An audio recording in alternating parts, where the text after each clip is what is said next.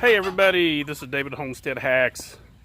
I want to do a little update on our meat chickens and show you that they're pretty much ready to go, especially the white broilers.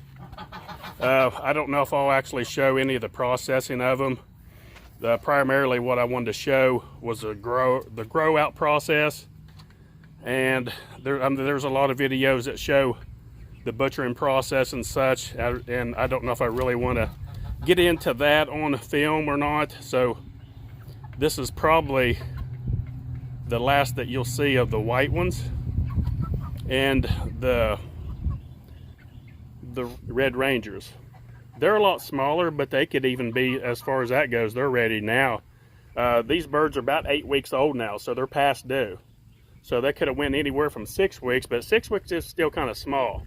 7 weeks they could have went, and definitely now, because they're a big bird now. So now this right here, I set this out here for the geese, and of course, look what took over, and they're crawling in. It's not a good deal, so I'm gonna have to get rid of that, get that out of there. So the thing is with raising these chickens like this, you got to kind of look at it as cost efficient. I'm sure there's a lot of things that you could do to cut cost. Because when you buy these chickens, they're $2.75 each for just one, and then you figure you got to feed them 2 bags of grow feed total. That's about what I went through total, two bags, and about $20 a piece. So that's $40, and then you figure your heat that you got to brood them with, which, you know, electrics I'm sure is not that much, but at the end you probably got $5 or $6 a piece in them, and then you got to butcher them, and then it just cost efficient.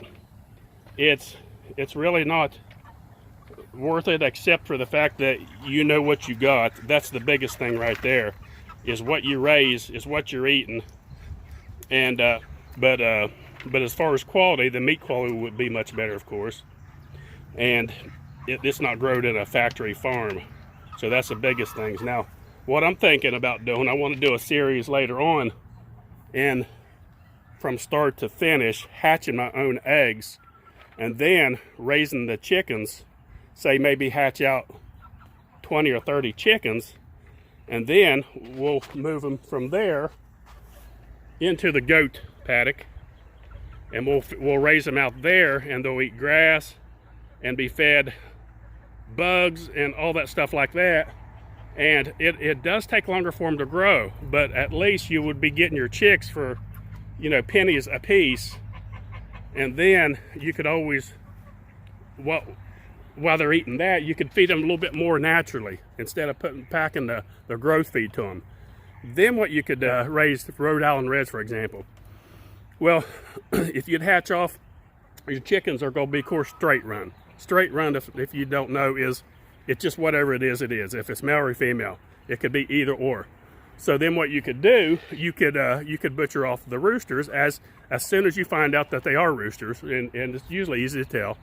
You can call them out, butcher them, and you would get a much better quality chicken for sure, because that type of chicken, the Rhode Island Reds, the traditional kinds, and the Bardrocks, Dominickers, all the ones that are the old type, that they're not a hybrid. Like, you take the eggs from these, it would be hard to produce another chicken just like it.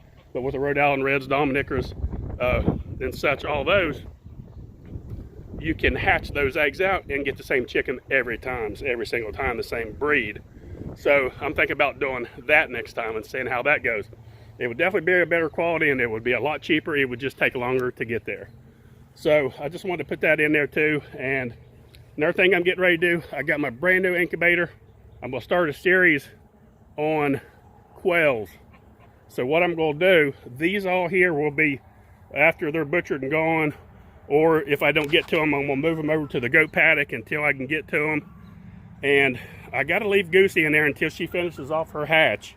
So now she'll be in there another 20 days. So there's nothing I can do. I just have to keep her in there. So I'm putting the eggs on the hatch probably today. It'll take the quail eggs between 16 and 20 days to hatch, I believe. It is. I'll have to look it up for sure. It's been forever since I've hatched quail eggs. And I have about 60 in there. And what I'm going to do, I'm going to put the brooder in here. And by then, all these chickens will be gone. It won't matter. I'll close the door up. And it's warm enough. I'll probably put a brooder, a heat lamp on for a very short time. And then I'm going to raise quail in this pen right here. So we'll see how that goes. And but anyway, here's what else is happening. You know, we got Goose and Gander in prison. Well, since spending their time in prison, here's what they've done. And she's gonna get mad when I come down here.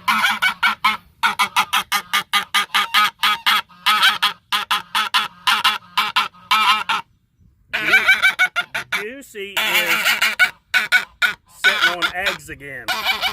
If you can hear me over her. She has got about six or seven eggs.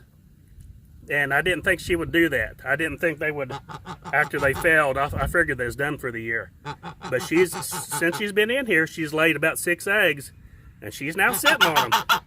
So she's got a second chance at this. So we'll see how that goes.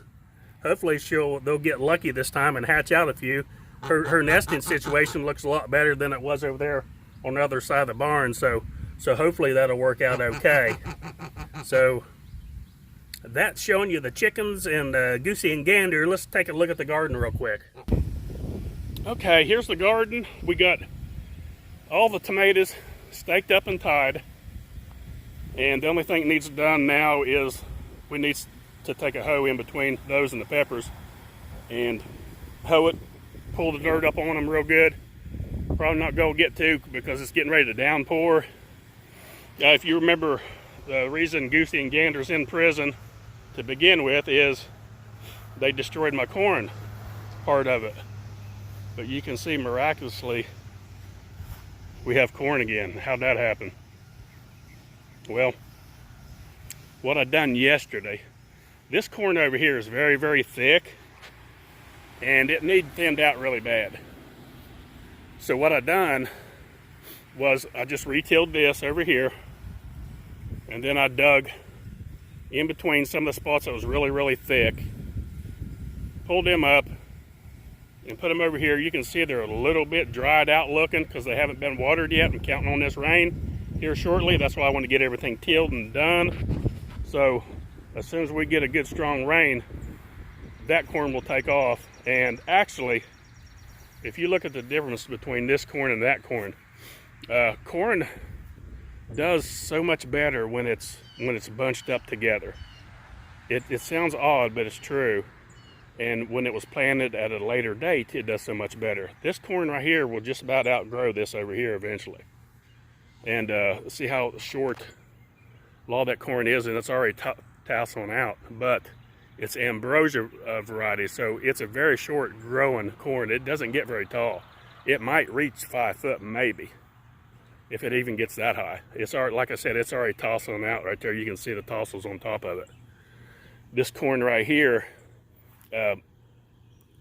every rain it gets, it's growing and growing. It's doubled from last week. It's grown that fast.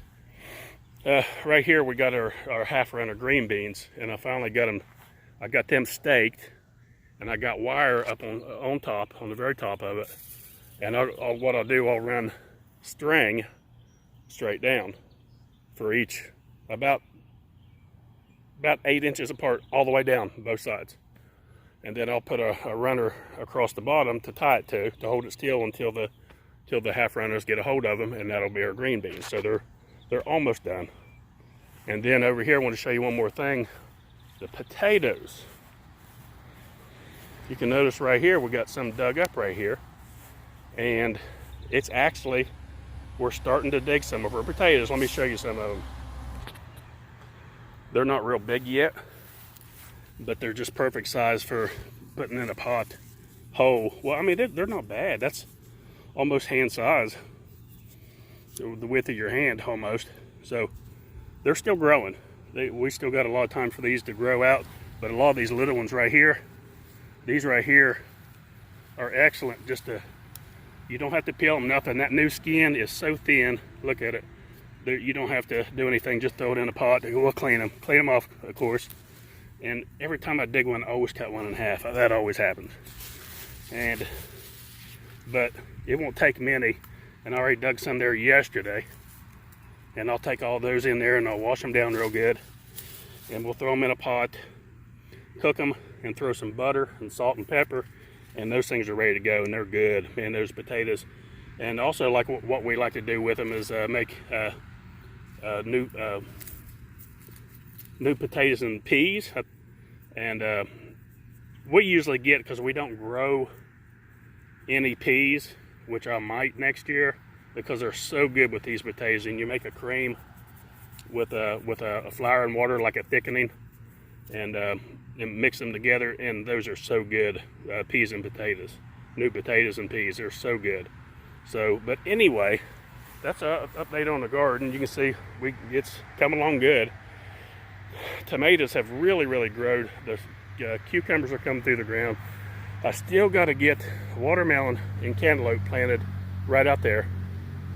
So that's going to be the spot for them. I'm still debating whether or not to put our pumpkin patch over there. I don't know yet. It's a time issue now, so I don't know if I'll be able to get to it in time. But if not, our garden's really looking good this year, and I'm glad I'm able to garden again. So that's about it, folks. Don't forget, please help share our videos, like and subscribe. Thanks for watching. Homestead Hack. Jailbird.